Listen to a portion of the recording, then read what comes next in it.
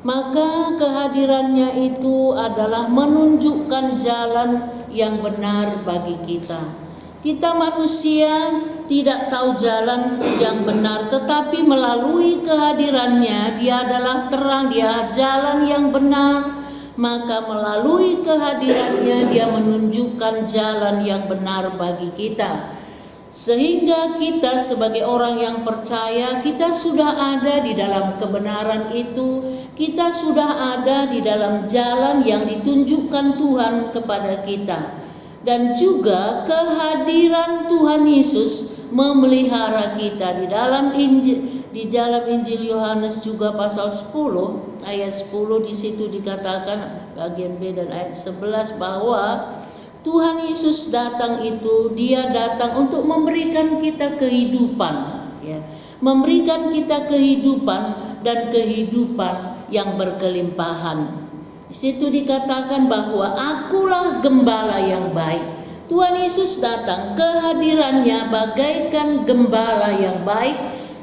Seorang gembala bagaimana dia memelihara domba-dombanya, tahu kebutuhan domba-dombanya. Demikian juga dengan kita, kehadirannya di dalam kehidupan manusia itu adalah untuk memelihara, memperhatikan kehidupan kita, bahkan rela berkorban untuk menyelamatkan kita. Sehingga kalau kita menyadari akan kehadiran Tuhan itu, maka itu adalah suatu berkat yang besar, anugerah yang luar biasa yang kita dapatkan di dalam Yesus Kristus Tuhan kita. Karena Dia adalah terang, dan terang itu yang membimbing menuntun kita. Dia sebagai gembala yang baik yang memberikan kita kehidupan, bahkan kehidupan yang berkelimpahan di dalam Dia, bahwa keselamatan juga kita dapatkan di dalam Dia. Di dalam yang ketiga, kehadirannya memberikan rasa aman kepada kita. Kehadirannya di dalam kehidupan kita, kalau kita menyadari bahwa Dia adalah Tuhan, Dia juga disebut Immanuel, Dia selalu menyertai kita, dan kehadirannya memberikan rasa aman kepada kita.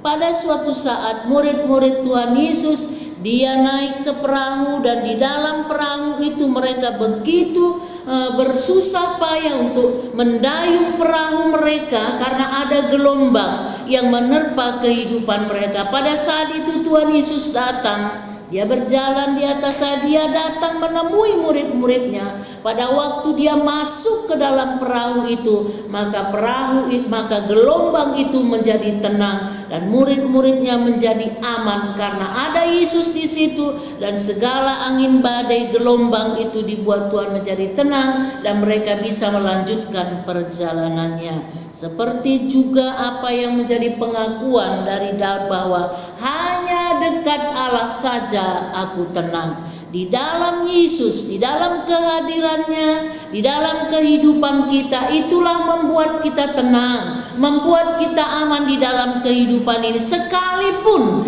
di dalam kehidupan ini ada angin badai, ada gelombang yang menerpa kehidupan kita. Kita tidak tahu, seperti murid-murid Tuhan Yesus, mereka itu naik perahu, mereka tidak pernah membayangkan bahwa akan ada angin badai, akan ada gelombang yang menerpa kehidupan mereka. Tetapi Tuhan Yesus melihat bahwa mereka begitu berjerih payah untuk supaya mereka selamat dan tidak tenggelam. Tuhan Yesus datang naik ke perahu itu sehingga gelombang itu menjadi tenang dan mereka bisa melanjutkan perjalanannya. Di dalam kehidupan kita, kita tidak tahu apa yang akan terjadi dalam kehidupan kita. Di dalam kita memasuki tahun 2025 ini, nanti kita memasuki 2 hari lagi, kita akan memasuki tahun yang baru. Tetapi kita percaya kehadirannya di dalam kehidupan kita, iman kita kepada Tuhan Yesus, kita percaya Dia menyertai kita, kita percaya bahwa Dia sebagai gembala yang baik, kita percaya bahwa Dia tempat perlindungan yang aman, maka kita akan selalu aman di dalam perlindungannya. Maka di dalam setiap langkah hidup kita, perjalanan kehidupan kita selalu menyerahkan kehidupan kita ke dalam tangan Tuhan. Hari-hari yang masih rahasia bagi kita. Tetapi kalau kita berjalan bersama dengan Tuhan, kita percaya kita akan merasa aman dan tenang di dalam Dia. Kehadirannya juga memberikan kemenangan kepada kita di dalam pergumulan apapun yang kita hadapi, seperti pengakuan Rasul Paulus di dalam Filipi pasal 4 ayat 13, segala perkara dapat kutanggung di dalam Dia yang memberi kekuatan kepadaku. Segala sesuatu yang kita hadapi, pencobaan, pergumulan apapun yang kita hadapi di dalam kehidupan ini, kita dapat memperoleh kemenangan karena Tuhan yang memberi kekuatan kepada kita. Memang dengan keterbatasan kita sebagai manusia, seperti yang saya katakan tadi, dengan keterbatasan murid-murid Tuhan Yesus mendayung perahu mereka supaya mereka bisa selamat sampai tujuan. Mereka tidak berdaya di dalam ketidakberdayaan mereka, Tuhan datang. Nah, di dalam kehidupan kita, kita percaya bahwa Tuhan selalu ada, hadir di dalam kehidupan kita. Maka segala perkara dapat kutanggung bersama dengan Tuhan yang memberi kekuatan kepada kita. Kita bersyukur karena kita bisa kuat tabah di dalam menghadapi apapun, karena kita percaya bahwa Tuhan ada selalu dalam kehidupan kita, dan dengan kehadirannya di dalam kehidupan kita memberikan jalan keluar kepada kita.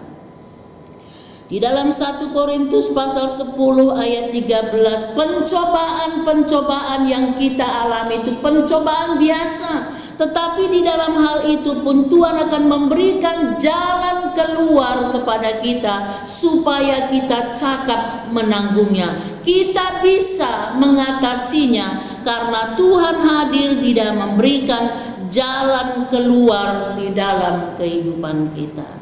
Kadang-kadang kita tidak tahu apa yang harus kita lakukan, bagaimana sikap kita, keputusan apa yang harus kita ambil. Apakah kita ke kanan atau kita ke kiri, tetapi pada waktu kita datang kepada Tuhan, maka Dia akan memberikan hikmat, memberikan jalan keluar, sehingga kita dapat mengambil keputusan yang tepat seperti yang Tuhan kehendaki. Kita tidak ingin supaya keputusan kita itu keliru, tetapi kita ingin setiap keputusan kita, pilihan kita, sekalipun di tengah-tengah goncangan, keadaan yang mungkin kita hadapi yang tidak kita harapkan, tetapi di tengah-tengah keadaan apapun Tuhan hadir di dalam kehidupan kita, memberikan jalan keluar. Dia memberikan kita hikmat, kebijaksanaan, sehingga kita dapat mengambil keputusan yang tepat di dalam kehidupan kita. Jadi Bapak Ibu Saudara, kita sangat membutuhkan kehadiran Tuhan senantiasa di dalam kehidupan kita, karena Dia adalah sumber segala-galanya bagi kita.